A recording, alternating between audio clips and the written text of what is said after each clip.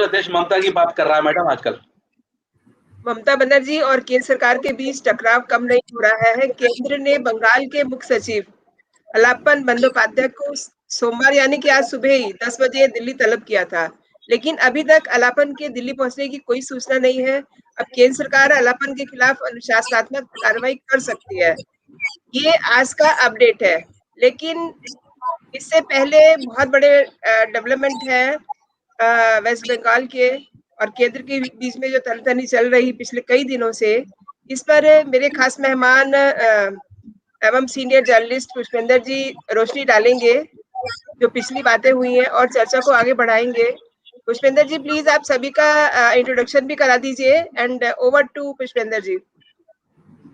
Thank you Manvinder ji, Pradeep Arora ji और भाई अनिल गुप्ता जी, दोनों का स्वागत।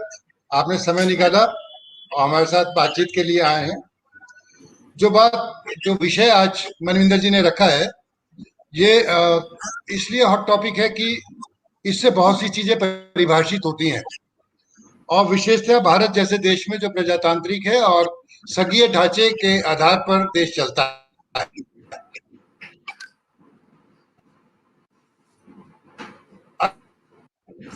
ममता कोई दो निजी व्यक्तियों के बीच की तकरार के रूप में नहीं देखा जा सकता। ये केंद्र और राज्य के बीच की तकरार बन के उभर जाती है और इसका हमारे संघीय ढांचे पर सवाल खड़े होते हैं और संकट भी खड़ा होता है। थोड़ा सा इसकी पृष्ठभूमि जान लेते हैं। अब तक जो हुआ उसमें दोनों पक्षों का क्या कहना है। किसी भी निष्कर्ष से पहुंचने या किसी बात को करने से पहले जानना बहुत जरूरी है। अल्पन बंदोपाध्याय तो एक टूल के रूप में सामने आए हैं, पर सब जानते हैं कि यह झगड़ा अब नहीं, चुनाव से पहले ही शुरू हो गया था। जब चुनाव में भारतीय जनता पार्टी बहुत गर्मजोशी से वहां मैदान में उतरी और एक प्रोपेगेंडा, एक प्रचार भी ये हो गया कि शायद ममता दीदी हार जाएंगी और भारतीय जनता पार्टी की सरकार शायद वहां बन जाए। इसी तरह का भरोसा गृह मंत्री, प्रधानमंत्री वहां देते भी रहे। जो आंकड़े आ रहे थे, पहले जो ओपिनियन पोल आ रहे थे, वो भी कांटे की टक्कर दिखा रहे थे, लेकिन जब नतीजे आए तो वो कुछ और थे। और उन नतीजों से इसमें कोई दो राय नहीं है कि भारतीय जनता पार्टी को निराशा जरूर हुई होगी। दिलासा देने के लिए कहा जा सकता है कि हम पहले 3 सीटों पर थे और अब इतनी सीटों पर आ गए, ये भी कहा जाता रहा। लेकिन जिस मुद्दे पे आज हम बातचीत के लिए इकट्ठा हुए हैं, इसने जन्म लिया यास तूफान के बाद, जब प्रधानमंत्री श्री नरेंद्र मोदी वहां राज्य का दौरा करने गए। इससे पहले ताउते तूफान जो पश्चिमी तट पर आया था, उससे केरल, महाराष्ट्र, गुजरात बहुत बुरी तरह प्रभावित हुए थे। तब भी प्रधानमंत्री ने गुजरात के सीमावर्ती इलाकों का दौरा किया था। केरल और महाराष्ट्र वो नहीं गए थे। गुजरात को अच्छी आर्थिक सहायता भी उन्होंने दी। अब जब यास तूफान आया तो उन्होंने इससे प्रभावित राज्यों उड़ीसा और बंगाल का दौरा किया।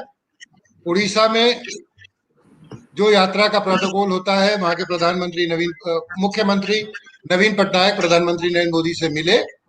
उन्होंने भी 500 करोड़ रुपए की सहायता वहां दी, जिसे उन्होंने नवीन पटनायक ने बहुत विनम्रता से मना कर दिया, लेने से इनकार कर दिया। शायद वो रकम बहुत थोड़ी थी। लेकिन दूसरा बंगाल राज्य ममता दीदी का है, जो बहुत आक्रामक, बहुत एग्रेसिव है। उन्होंने 20,000 करोड़ रुपए की मांग करी, बदले में 500 करोड़ रुपए की बात की गई है। झगड़े की बात जहां तक है, वो ऐसे शुरू हुई कि प्रधानमंत्री का जब दौरा होता है तो वो पूर्व निर्धारित होता है और एक प्रोटोकॉल उसका होता है, सबको बता दिया जाता है। एक एक मिनट दर मिनट का कार्यक्रम तय होता है। ममता बनर्जी वहां देर से पहुंची और जिस तरह से उन्होंने व्यवहार किया, उसे रक्षा मंत्री, गृह मंत्री और सारे लोगों ने एक स्वर से उसकी आलोचना की और कहा कि प्रधानमंत्री के साथ इस तरह का व्यवहार अपमानजनक है और एक प्रजातांत्रिक देश जिसके संवैधानिक ढांचा, जिसका संघीय ढांचा ऐसा हो, वहां ये बर्दाश्त नहीं किया जा सकता।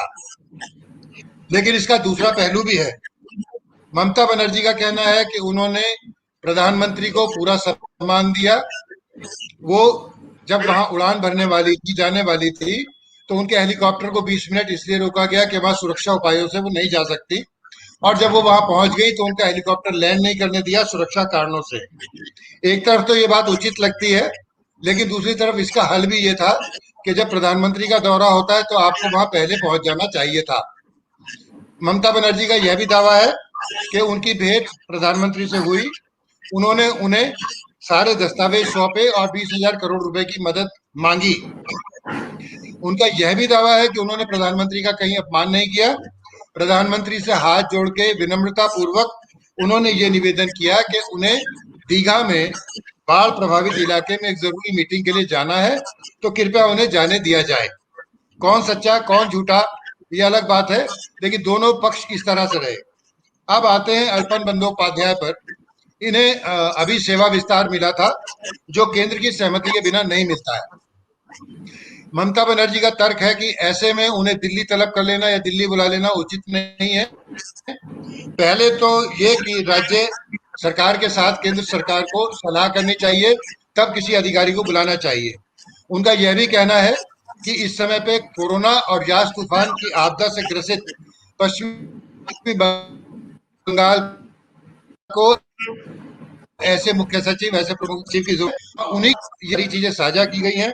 उससे लड़ने की जो रणनीति बनाई गई उसमें वो खास स्थान रखते हैं। ऐसे में उन्हें दिल्ली भेजना और उन्होंने उन्हें रिलीव करने से इनकार कर दिया है। ये ताजा हालात है। हम एक पत्रकार हैं, हम किसी पक्ष में नहीं है, और हम ये भी नहीं कहना चाहते कि कौन सही कौन गलत, लेकिन सारे तथ्य उजागर करना, जनता तक पहुंचाना हमारा काम है। मैं पहले संघ से जुड़े रहे और पूर्व व्यापार कर अधिकारी श्री अनिल गुप्ता जी से अनुरोध करूंगा, क्योंकि वो अधिकारी भी रहे हैं, सेवा में रहे हैं, इस तरह से किस तरह से कानून है, क्या उनकी नजर में उचित है, क्या पार्टी ने गलत किया, क्या पार्टी ने सही किया। कृपया अपनी बात संक्षेप में रखें, बाद में हम प्रदीप अरोड़ा जी से इसका जवाब देंगे। श्री अनिल गुप्ता जी। धन्यवाद पुष्पेन जी।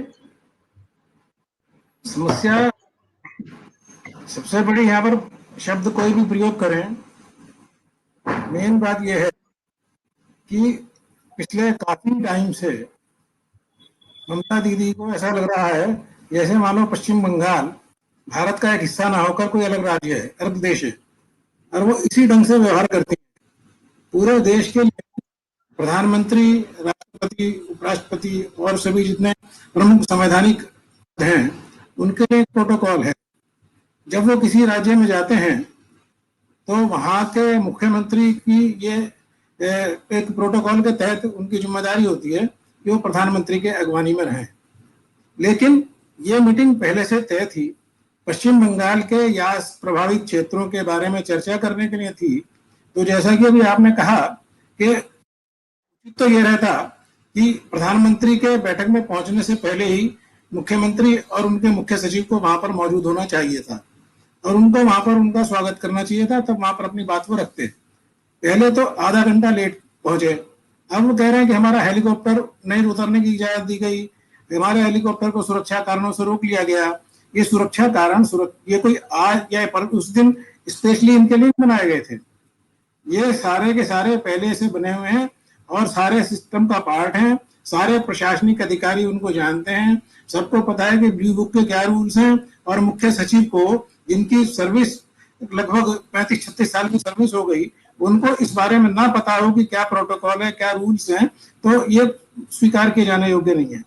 जिस व्यक्ति को खुद केंद्र सरकार ने 3 दिन पहले या 3 माह का सेवा विस्तार दिया हो, है, उसके लिए ये भी हम ये नहीं कहते कि वो उस एहसान का बदला चुकाते, लेकिन उनको तो कम से कम प्रोटोकॉल के हिसाब से वहां पर मौजूद होना चाहिए था। आखिर जितने भी ऑल इंडिया सर्विस के अधिकारी हैं, IAS, IPS, IFS, वो सब केंद्र सरकार के द्वारा नियुक्त किए जाते हैं। राष्ट्रपति उन सबके नियुक्ति अधिकारी होते हैं। उनको उनके खिलाफ कोई भी अनुशासनात्मक कार्रवाई की जानी है तो भी केंद्र सरकार ही करती है। तो ऐसी स्थिति में उन्हें इस बात का पता होना चाहिए था कि प्रधानमंत्री के साथ में वो इस प्रकार का अगर व्यवहार करेंगे तो इसका कहीं ना कहीं कुछ ना कुछ उनको खमियाजा भुगतना पड़ सकता है। पहले भी अच्छा, ममता जी गलत चीजों को हमेशा प्रश्रय देती रही हैं। पहले कलकत्ता के पुलिस आयुक्त से जब जांच करने के लिए CBI पहुंची तब वो वहां पर अपने दल बल के साथ में पहुंच गई और वहां जाकर धरना देकर बैठ गई। इसी तरह से अभी दिनों 4 मंत्रियों को उनके गिरफ्तार किया गया, तो वहां सीबीआई के अंदर जाकर वो बैठ गई और वहां जाकर पूरे दिन उन्होंने धरना दिया। तो ये जो उनका व्यवहार है ये अमर्यादित और जिसे कहा जाए कि सामान्य शिष्टाचार के विपरीत है, जो एक मुख्यमंत्री को, एक राज्य के मुख्यमंत्री को शोभा नहीं देता। और उसके बाद में फिर वो बहानेबाजी करें दुनिया भर की, भाई ठीक है आपने 20,000 छोड़ 20 लाख करोड़ की डिमांड करते, उसका आप डिटेल बना के भेजते, ठीक है, लेकिन प्रधानमंत्री की मीटिंग के अंदर केवल वहां पर गए, कागज पकड़ाया और उठ के चले आए हैं, तो ये कोई सिस्टम का तरीका नहीं है। और केंद्र सरकार का यह विशेषाधिकार है कि वो किसी भी अधिकार को अपने यहाँ प्रतिनियुक्ति पर बुला सकता है। अगर उन्होंने आदेश दिया है तो डीओपीटी के निर्देशों के अनुसार मुख्य सचिव को उसको मानना आवश्यक था। अब अगर मुख्य सचिव वहां ये समझ रहे हैं कि भाई मेरे तो अन्नदाता है, मेरे तो सर्वेसर्वा ममता दीदी है और केंद्र सरकार से मुझे कुछ लेना देना नहीं है, तो वो एक जानबूझ के अपने लिए एक परेशानी की स्थिति पैदा कर रहे हैं। अब क्या होगा क्या नहीं होगा ये तो आने वाला समय बताएगा, लेकिन इस मामले में दोनों ही का व्यवहार बहुत मर्यादित नहीं रहा है।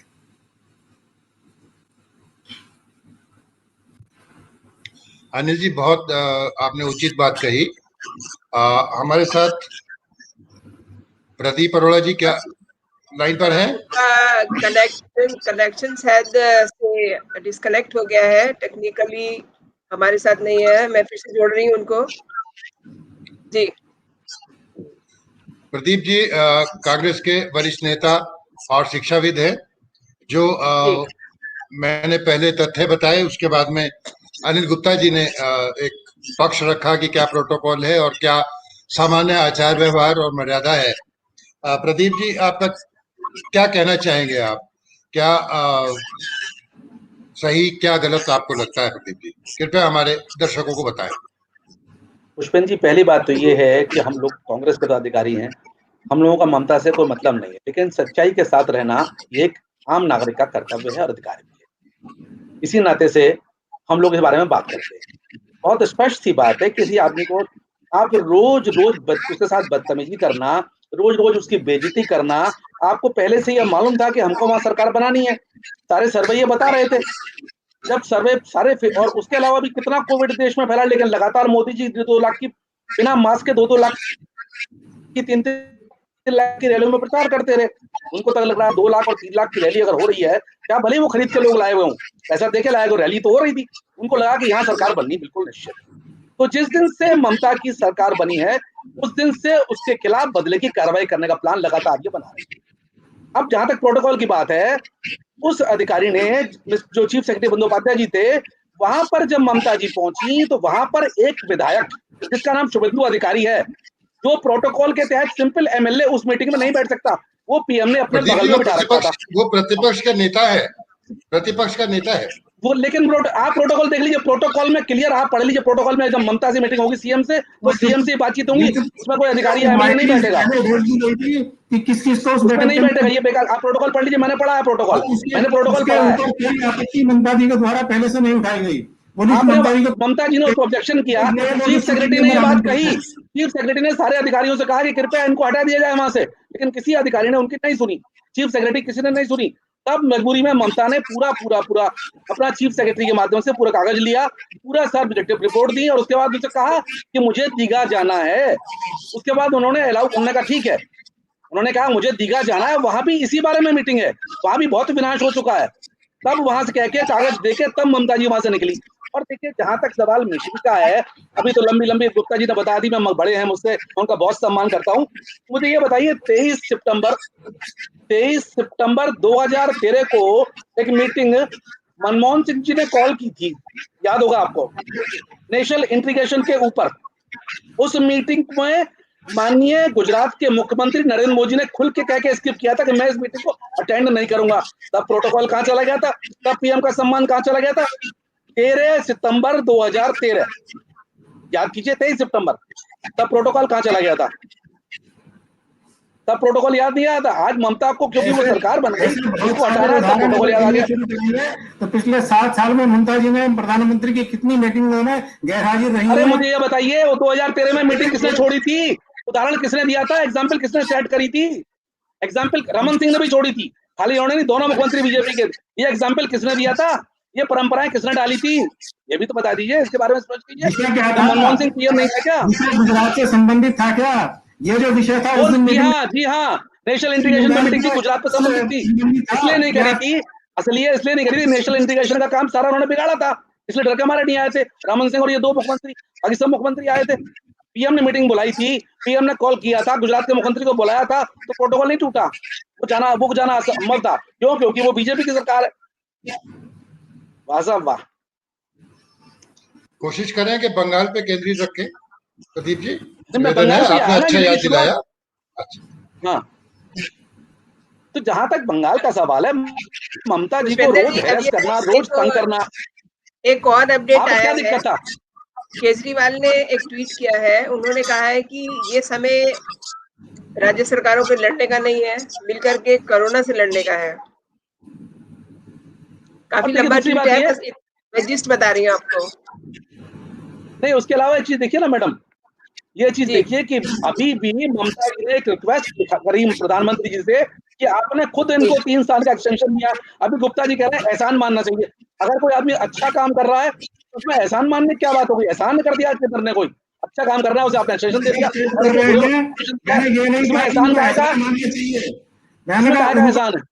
इसका भी ख्याल रखना चाहिए था कि अभी मुझे केंद्र सरकार ने 3 महीने का एक्सटेंशन दिया, कम से कम सरकार ने कोई एहसान नहीं करा, वो अच्छा काम कर रहे हैं। वो एक बहुत 1950 बैच के बहुत ईमानदार और बहुत कर्मठ अधिकारी हैं। आपको पता है उनके बारे में ना, पूरा करियर आपने करेक्टर पढ़ा है उनका।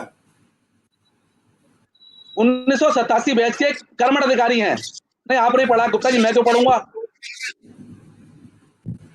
मैं क्यों पढ़ूंगा? तो आप ही पढ़ेंगे, मैं क्यों पढ़ूंगा? एक अधिकारी 1987 बैच के, अगर उनको अच्छे नहीं, अगर अच्छा काम नहीं करता तो केंद्र एक्सटेंशन क्यों देता?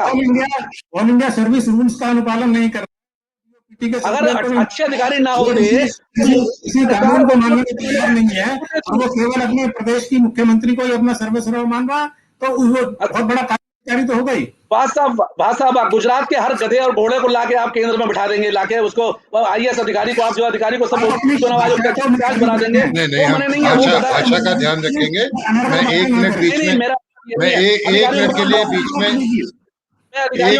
बीच में इंटरप्ट कर रहा हूँ। प्रदीप जी, अनिल जी से अनुरोध है कि एक तो भाषा का थोड़ा ध्यान रखेंगे। दूसरा, अनिल जी, मेरा सवाल ये है कि जैसे अल्पन नहीं गए, अब इसमें 2 बातें आती हैं, वो खुद नहीं गए या ममता क्योंकि भाई मुख्यमंत्री हैं, उनके अधीन है, उन्होंने रोक लिया। तो ऐसे में अगर कोई कार्रवाई होती है तो क्या आप अगर अल्पन की जगह होते तो क्या आप दोषी मानते हैं? मुख्यमंत्री अगर उन्हें रिलीव ही नहीं कर रही और वो नहीं जा रहे, और क्या उन्होंने डीओपीटी को लिख के भेजा मुझे रिलीव नहीं कर रही, तो क्या वो सजा के हकदार होंगे? मेरा ये सवाल है। ऐसा है, डीओपीटी के हिसाब से केंद्र अगर कोई आदेश दे रहा है तो ऑल इंडिया सर्विस के तमाम अधिकारियों को उसे मानना आवश्यक है, और अगर वो नहीं मान रहे हैं तो या तो वो अपना लिख के भेजते भेजे कि भाई इस वजह से मैं नहीं आ पा रहा हूँ, मेरी मजबूरी है। ऐसा भी उन्होंने कुछ नहीं किया, वो प्रॉक्सी वार लड़ रहे हैं, उनके ब्याह पर ममता जी सारे बयान जारी कर रही हैं। तो ऐसी स्थिति के अंदर जो डीओपीटी का कायदा है, नियम है, ऑल इंडिया सर्विस रूल्स हैं, उसके हिसाब से जो भी कार्रवाई होगी अपने इस टाइम से, अपने हिसाब से। उसके बारे में मैं नहीं प्रेडिक्ट कर सकता कि क्या कार्रवाई होगी भी या नहीं होगी।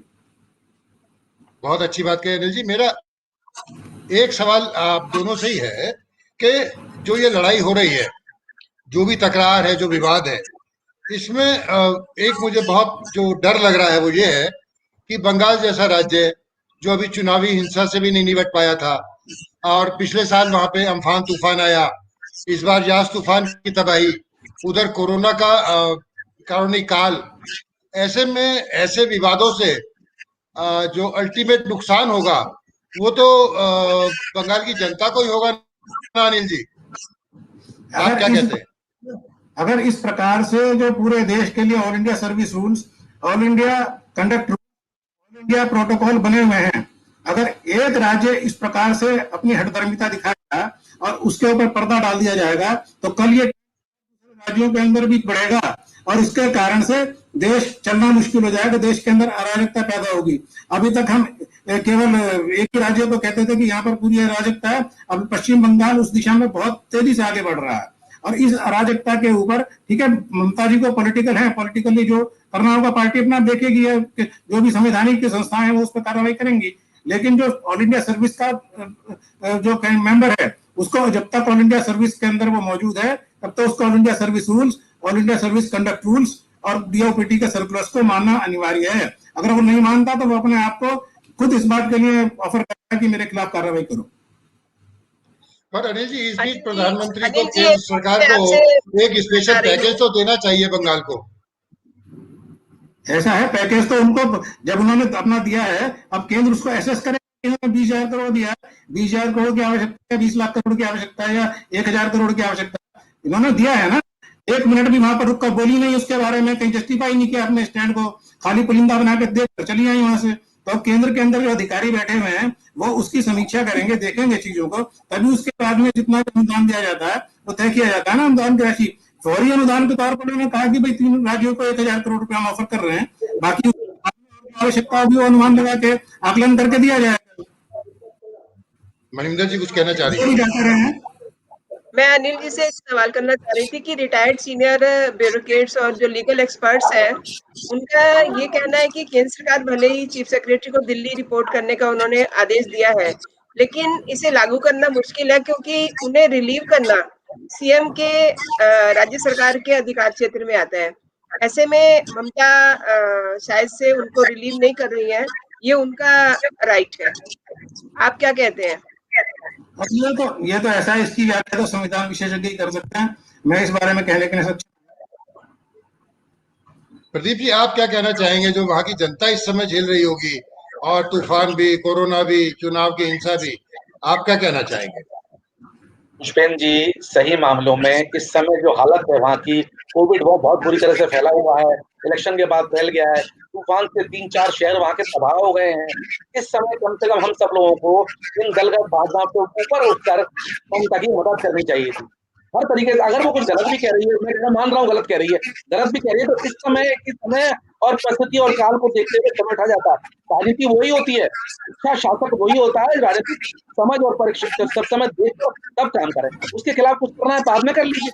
इस टाइम तो वो खुद कह रही है, अब तो उसने लिखा भी, रिक्वेस्ट भी करी है पीएम से कि कृपया करके इन सब बातों को भूल के उसको 3 महीने काम करने दीजिए, उसको काम करने दीजिए। स्टेट की बहुत बुरी हालत है और कोविड के बारे में A to Z जानकारी उसी व्यक्ति के पास है, सब लोगों से कोऑर्डिनेशन। हाँ मनिंदर जी। प्रदीप जी से हमारा संपर्क शायद टूट गया है। अनिल जी से बात करा के फिर खत्म करते हैं। अनिल जी अपना विशेष अपनी टिप्पणी दें साहब आज की बातचीत पे, और क्या आपको लगता है सर के बावजूद सारे विवादों के जनता को नुकसान ना हो, इसके लिए क्या हुआ? नहीं, ये तो सही है कि भाई देखिए, जो माहौल इस टाइम देश भर के अंदर चल रहा है, ये जरूरी है कि सब पक्ष एकजुट होकर जो देश के समक्ष बड़ी चुनौती है उससे ही लड़ने के लिए सारी अपनी ऊर्जा और अपनी सारे ताकत लगाएं। लेकिन जो बीच में स्थितियां पैदा की जा रही हैं तो किसी एक पक्ष के द्वारा पैदा नहीं की हुई है ना। लेकिन अगर एक पक्ष आमादा होकर जबरदस्ती कोई रास्ता अपना के चलेगा तो फिर उससे माफी चाह रहा हूँ, मेरा नेट बहुत गड़बड़ कर रहा है, अब वाईफाई बहुत तंग कर रहा है। मुझे लगता है जो अभी अरविंद केजरीवाल ने भी ट्वीट किया, चीजें ऐसी होती है प्रदीप जी। पुष्पेंद्र जी, प्रदीप जी जुड़ गए हमारे साथ, इनसे भी इनका हाँ प्रदीप जी, आपका लास्ट नोट चाहेंगे जो अभी जैसे ट्वीट किया अरविंद केजरीवाल ने। माफी चाहते हैं, पुष्पेंद्र जी माफी चाहते हैं, वाईफाई बहुत तंग कर रहा है, इसलिए कुछ बात नहीं थी। अच्छा, रिक्वेस्ट ये है कि इस समय इन सब बातों को, राजनीतिक बातों को छोड़कर अगर हम लोग ममता की मदद करें, स्टेट के हालातों को देखकर स्टेट की मदद करें और 3 महीने उसको वहां रहने दें, तो 3 महीने का टाइम कोई बड़ा तो बुरी बात नहीं है, गलत नहीं हो जाएगा। तो इससे देश टूट नहीं जाएगा, तो देश में आंधी तूफान नहीं आ जाएगा दिल्ली में। इस पैसी इशू को एक प्रधानमंत्री को बड़ा दिल करना चाहिए। मैं नहीं कहता कि प्रधानमंत्री, मुझे लगता है मुझे प्रधानमंत्री जी के जो सलाहकार हैं वो उनको सही ज्ञान नहीं देते, लगता है तो ऐसा प्रतीत होता है, क्योंकि प्रधानमंत्री जी मन की बात चले जाते हैं। बहुत अच्छी बात कही प्रदीप जी। मनिंदर जी कोई और बात करना चाहेंगे आप तो आप सवाल कर लें अनिल जी से, प्रदीप जी से। जी, जी। नहीं, मैं आपकी टिप्पणी भी चाहूँगी कि आप क्या सोचते हैं, जिस तरीके से माहौल चल रहा है, क्योंकि जो दूसरी अन्य पार्टियाँ वो भी यही बात कह रही हैं कि जो माहौल चल रहा है देश में, उसमें ये चीज़ जो है, इस पे लड़ना थोड़ा ठीक बात नहीं है। आप क्या कहते देखिए, हैं? मैंने पहले भी कहा कि हम लोग कभी भी जज नहीं हो सकते, यही हमें सिखाया भी गया पत्रकारिता में। लेकिन मुझे लगता है कि कहीं ना कहीं अहम का टकराव, जिसे हम देसी भाषा में मूछ की लड़ाई कहते हैं, वो दोनों जगह चल रही है। एग्ज़ैक्टली। जी, और जी। नेता प्रतिपक्ष के जहां तक बुलाने की बात है, इसके पीछे विवाद ये था कि शुभेंदु अधिकारी वहां मौजूद थे, जैसा प्रदीप जी ने हुँ, कहा था, और प्रतिपक्ष के नेता को वहां बुलाया गया। लेकिन असलियत ये भी है कि जब गुजरात दौरे पे प्रधानमंत्री गए तो उन्होंने प्रतिपक्ष के नेता को नहीं बुलाया। उड़ीसा में उन्होंने न्योता जरूर दिया था, पर नेता प्रतिपक्ष उड़ीसा में शायद उस समय बीमार थे और वो नहीं आ पाए।